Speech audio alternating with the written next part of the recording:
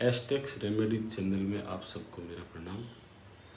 आज मैं आपको वास्तु के बारे में कुछ अलग जानकारियाँ देना चाहता हूँ। वास्तु पुस्तक के ज्ञान के अनुसार प्राय सभी पुस्तकों में एक जैसा लिखा हुआ है। हम उसी को आधार मान के अपने मकान बनवाते हैं, घर में तोड़ फोड़ करवा लेते हैं।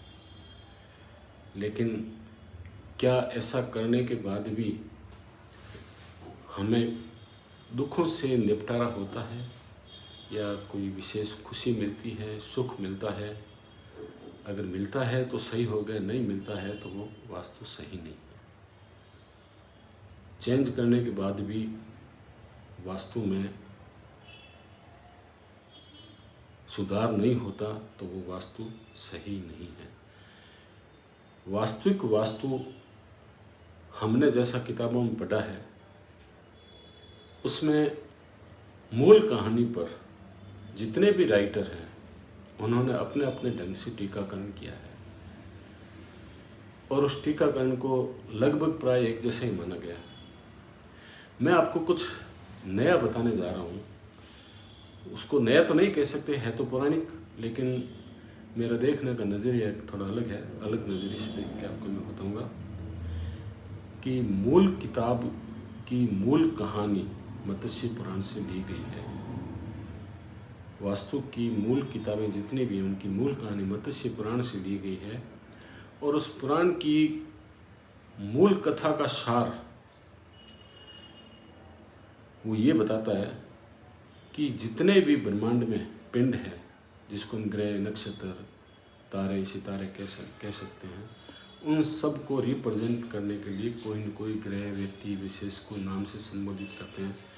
जैसे ध्रुव तारा है, ध्रुव ऋषि उसके अधिष्ठाता है। सप्त ऋषि हैं, 7 ऋषि हैं, 7 तारे नजर आते हैं। स्वर्ग लोक है, स्वामित्व इंद्र के पास है। कोई न कोई व्यक्ति उसको रिप्रेजेंट कर रहा है। ठीक इसी ढंग से पृथ्वी को रिप्रेजेंट करने के लिए एक काल पुरुष थे जिनको हम वास्तु के नाम से जानते हैं। जब मालिक ने सृष्टि की रचना की उस समय ब्रह्मांड में ऐसा कोई पिंड देखा कि मैं कहाँ सृष्टि की रचना करने जा रहा हूँ। जहाँ रचना करते हैं वहाँ के लॉर्ड से बातचीत करते हैं। तो पृथ्वी का वास्तु देव लॉर्ड था। मालिक ने वास्तु से कहा, मैं यहाँ सृष्टि की रचना करने जा रहा हूँ, ये मेरे लिए छोड़ दो। तो वास्तु पुरुष ने कहा कि मैं इस लोक का अधिपति हूँ, ऐसे कैसे छोड़ दूँ। वास्तु पुरुष के और पृथ्वी ईश्वर के बीच में वाक युद्ध होता है। वाक युद्ध होने के बाद वास्तु पुरुष कहता है, अगर युद्ध कर लो, जीत गए तो आपकी, नहीं तो मेरी। तो ईश्वर के वास्तु पुरुष के बीच में युद्ध होता है। ईश्वर पृथ्वी पर आते हैं। पृथ्वी का मुख्य द्वार पूर्व दिशा में माना गया है।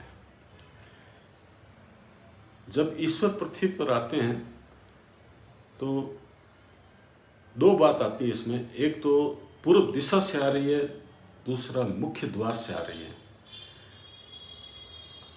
इन 2 बात पर ही मत अलग अलग हो रहे हैं। आज तक हम जिस मत को मान रहे हैं वो पूर्व दिशा को आधार मान के ही मत मान रहे हैं और जितने भी पुस्तकें बनी है पूर्व दिशा के आधार पर ही बनी है। किसी ने मुख्य द्वार को आधार मानते हुए वास्तु नहीं बनाया। कोई भी ऐसी पुस्तक नहीं है जो मुख्य द्वार को आधार मानते हुए वास्तु बनाता है। अब ईश्वर और वास्तु के पुरुष में बीच में जब युद्ध होता है, वास्तु पुरुष मारा जाता है और भगवान और ईश्वर के हाथ से जो भी मरता है, ईश्वर उसकी अंतिम इच्छा जरूर पूछते हैं कि वास्तु पुरुष तुम्हारी कोई अंतिम इच्छा है क्या। वास्तु पुरुष कहता है, मैं इस लोक का अधिपति रहा हूँ, मेरा वजूद रहना चाहिए। तो मालिक कहते हैं, तथास्तु, जो तुझे सुखी रखेगा वो सुखी रहेगा, जो तुझे दुखी रखेगा वो दुखी रहेगा। ये बोल के वास्तु पुरुष को वहीं पृथ्वी पर दफन कर देते हैं। और जिस दिशा में जैसा हम वास्तु की पुस्तकें पढ़ते हैं उन दिशाओं में वैसे देवता है। अब समझने वाली बात यह है कि एक तरफ आज तक हमने पुस्तकों में ये पढ़ा है कि पूर्व दिशा में मुख्य द्वार, जिसे हम बदल देते हैं, पश्चिम में ही कर लेते हैं, उत्तर में ही कर लेते हैं, दक्षिण में ही कर लेते हैं, वास्तु में ये हम चेंज कर लेते हैं।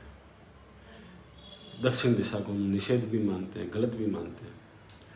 लेकिन पानी की टंकी ज़मीन के अंदर ईशान कोण में होनी चाहिए। ज़मीन के अंदर पानी की टंकी का वास्तु में कहीं उल्लेख नहीं है। किसी भी मूल कहानी के आधार पर मानते हैं तो ज़मीन के अंदर खड्डे का वास्तु पुरुष में कहीं उल्लेख नहीं है, क्योंकि ईशान कोण में वास्तु पुरुष का सिर है, वहाँ अगर हम खड्डा खोद देंगे तो उसे उचित नहीं माना जाएगा, जबकि लोग बनाते हैं। मैं विशेष तौर पर इसी टॉपिक को लेकर आपको कुछ जानकारी देना आया हूँ। मेरा बताने का उद्देश्य एक तो घर में जो ज़मीन के अंदर पानी की टंकी या कोई खड्डा खोदा हुआ है वो किस डायरेक्शन में आ रहा है उस बात को, और घर का मुख्य द्वार कहाँ आ रहा है, पूर्व पश्चिम उत्तर दक्षिण कहाँ आ रहा है, उस बात को लेके मैं आपको अलग जानकारी दे रहा हूँ। पानी की टंकी वास्तु पुरुष के हिसाब से ईशान कोण में होनी चाहिए, किताबी ज्ञान के हिसाब से। तो लोग ज़मीन के अंदर जिस घर का पूर्व में एंट्री है, एंट्री करते ही राइट साइड में ईशान कोण पड़ता है, उस राइट साइड में पानी की टंकी करवा देते हैं। मैं इतना ही बताना चाह रहा हूँ कि जिस घर में ज़मीन के अंदर पानी की टंकी, पूर्व में गेट हो, पूर्व दिशा में एंट्री हो, उस घर में धरती पर जितने जीव हैं उनको 3 तरह की सुख मिलते हैं, 3 तरह के दुख मिलते हैं। पहला सुख स्वास्थ्य का, दूसरा सुख धन का, और तीसरा सुख मान सम्मान इज्जत का। जिस घर में एंट्री करते ही राइट साइड में पानी की टंकी है, चाहे पूर्व दिशा से एंट्री करो, राइट साइड में ईशान कोण में पानी की टंकी हो, ज़मीन के अंदर हो, उस घर में जो सुख और दुख बताएं उनसे संबंधित किसी को कोई सुख नहीं मिलेगा। अगर वो व्यक्ति पैसे वाला नज़र आ रहा है तो मान के चलो वो कर्ज में है, आंख बंद करके हम कह सकते हैं वो व्यक्ति कर्ज में है, उसका कर्ज कभी चुकेगा नहीं। अगर आज चुका दिया कल वापस हो जाएगा। या उस घर में कोई बड़ी बीमारी घर कर रही है, और या वो व्यक्ति वाद विवाद से घिरा हुआ है। ये किस परिस्थिति में कि पूर्व दिशा में एंट्री और ईशान कोण में ज़मीन के अंदर पानी की टंकी हो, तब ऐसा होता है, जबकि किताबी ज्ञान में इसको सही माना गया है। आज मैं आपको इतना ही बताना चाहता हूँ इस विषय में। ज़्यादा जानकारी मैं अगले वीडियो में दूंगा।